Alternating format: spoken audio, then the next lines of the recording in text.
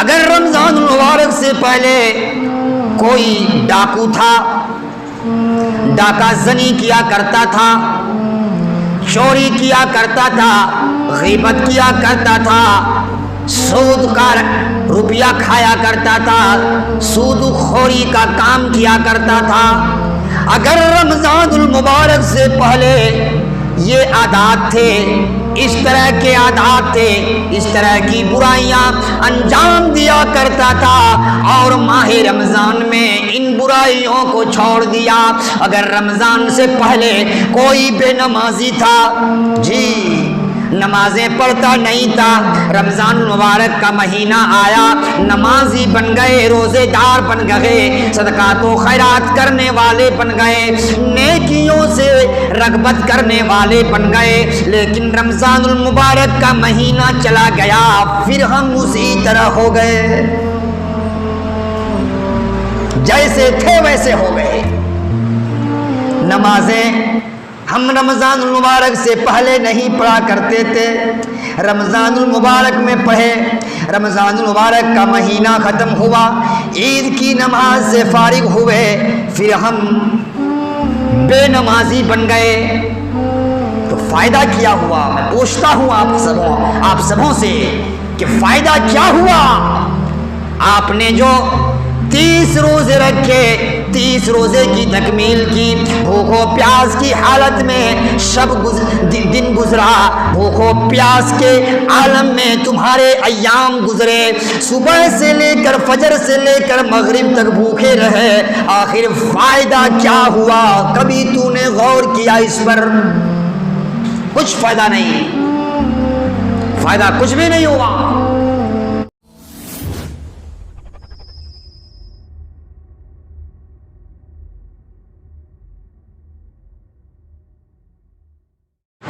میرے بھائیوں، بزرگوں، نوجوان ساتھیوں، ابھی چند دنوں پہلے ہم نے عید کی نماز پڑھی ہے، جو ہمارا اسلامی تہوار ہے،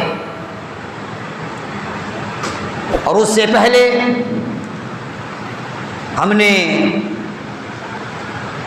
ماہ مقدس،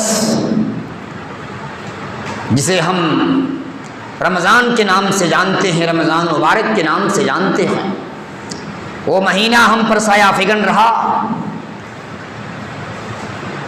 وہ مہینہ ہم پر جلوہ افروز رہا، اور ہم نے اس مہینے کے اندر پابندی کے ساتھ نمازیں پڑھی، روزے رکھے، ذکر و اذکار کیے، تلاوت قرآن کی تلاوت کیا، اپنے گناہوں کی مغفرت رب سے مانگی۔ اسی ماہ کے اندر ہم نے صدقات و خیرات بھی کیا، غریبوں اور مسکینوں کی مدد کی، یتیموں اور بیواؤں کے کام آئے۔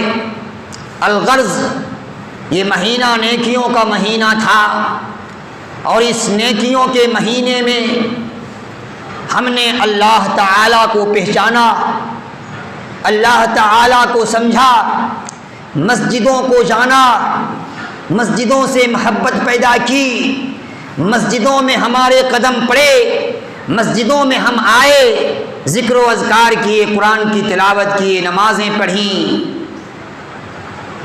ہم نے بہت کچھ کیا، نیکی کا کام کیا۔ یہاں تک معاملہ سب ٹھیک ٹھاک ہے، عید کی نماز تک بھی معاملہ ٹھیک ٹھاک ہے، اور جو ہی عید کی نماز سے فراغت ملی، فارغ ہوئے، معاملہ گڑبڑ ہو گیا، طریقہ بدل گیا، رویے میں چینجنگ آ گیا، کلچر بدل گیا، عادات و اطوار میں تبدیلیاں پیدا ہو گئی۔ ایک مہینہ ہم نے اپنے آپ کو نماز کے لیے چاکو چوبند پایا، مہینہ گزر گیا، پھر ہم جہاں تھے وہیں چلے گئے. ہمارے جو طور طریقے تھے، ہمارے جو رویے تھے، ہم نے اسی رویے کو اپنا لیا. اگر نماز سے پہلے، اگر رمضان المبارک سے پہلے جو کوئی چور تھا، جو شراب خور تھا، زنا کار تھا، غلط کام کیا کرتا تھا، بد اخلاقی کیا کرتا تھا، بد کریکٹر تھا، اگر رمضان المبارک سے پہلے کوئی ڈاکو تھا، ڈاکہ زنی کیا کرتا تھا، چوری کیا کرتا تھا، غیبت کیا کرتا تھا، سود کا روپیہ کھایا کرتا تھا، سود خوری کا کام کیا کرتا تھا، اگر رمضان المبارک سے پہلے یہ عادات تھے، اس طرح کے عادات تھے، اس طرح کی برائیاں انجام دیا کرتا تھا، اور ماہ رمضان میں ان برائیوں کو چھوڑ دیا.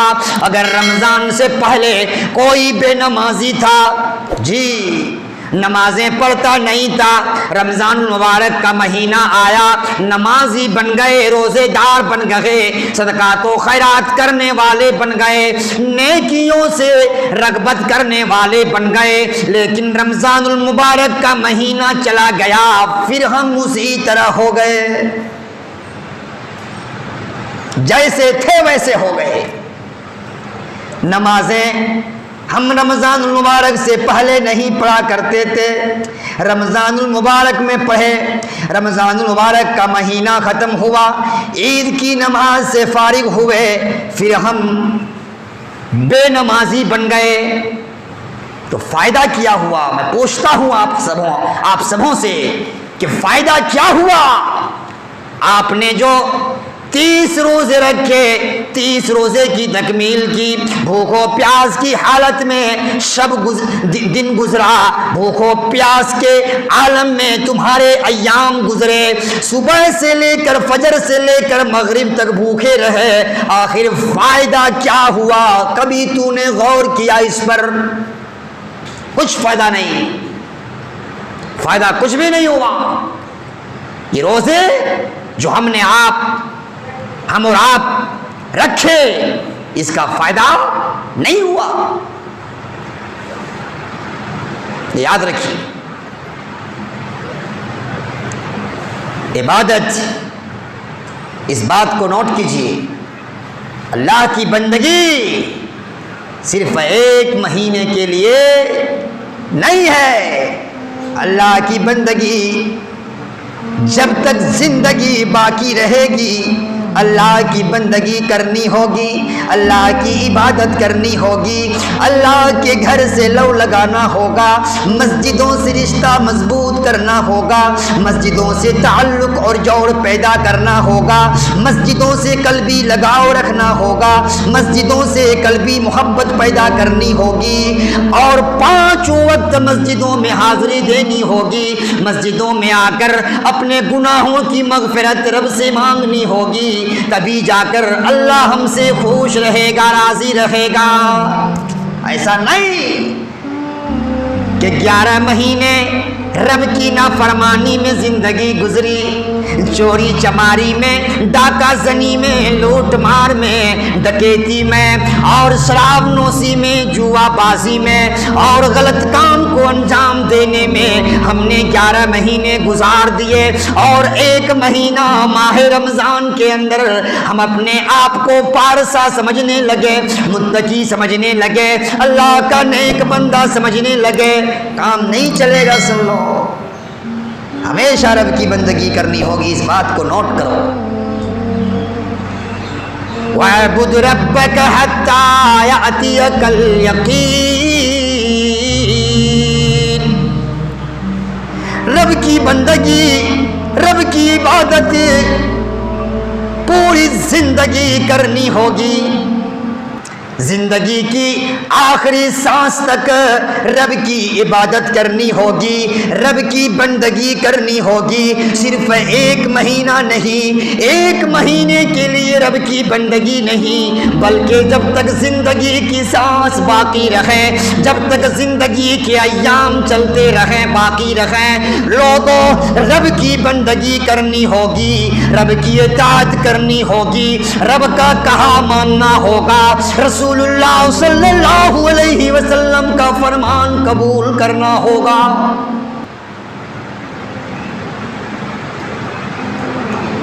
آج میں تم سے پوچھنا چاہتا ہوں، یہ میرا سوال ہے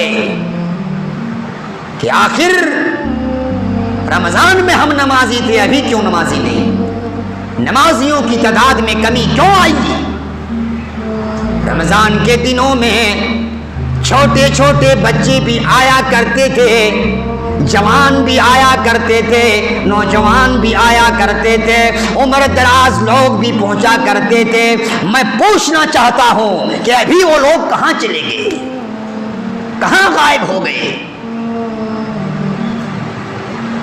پتا ہے کچھ فائدہ حاصل نہیں ہوا ان لوگوں کو۔ یہ لوگ جو بھوکے پیاسے رہ کر تکلیفیں برداشت کر کے 30 روزے رکھے، انہیں فائدہ نہیں ہوا، ان کی بندگی تو اللہ نے قبول ہی نہیں کیا، نہیں قبول کیا۔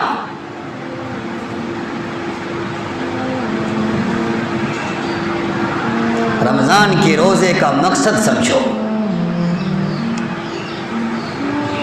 اللہ تعالیٰ اپنے کلامی مقدس کے اندر ارشاد فرماتا ہے، یا ایھا الذین آمنوا کتب علیکم الصیام کما کتب علی الذین من قبلکم لعلکم تتقون۔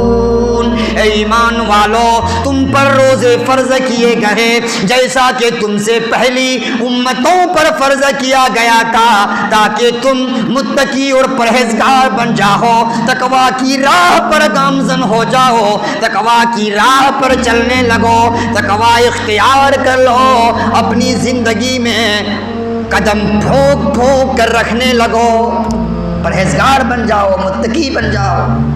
روزے کا مقصد تو یہی تھا، اور جب روزے رکھے 30 روزے اور متقی نہیں بن پائے، پرہیزگار نہیں بن پائے، جیسے تھے ویسے ہو گئے، جہاں سے آئے تھے وہیں چلے گئے۔ مطلب صاف ہے کہ اللہ نے ہماری عبادت کو قبول کیا ہی نہیں۔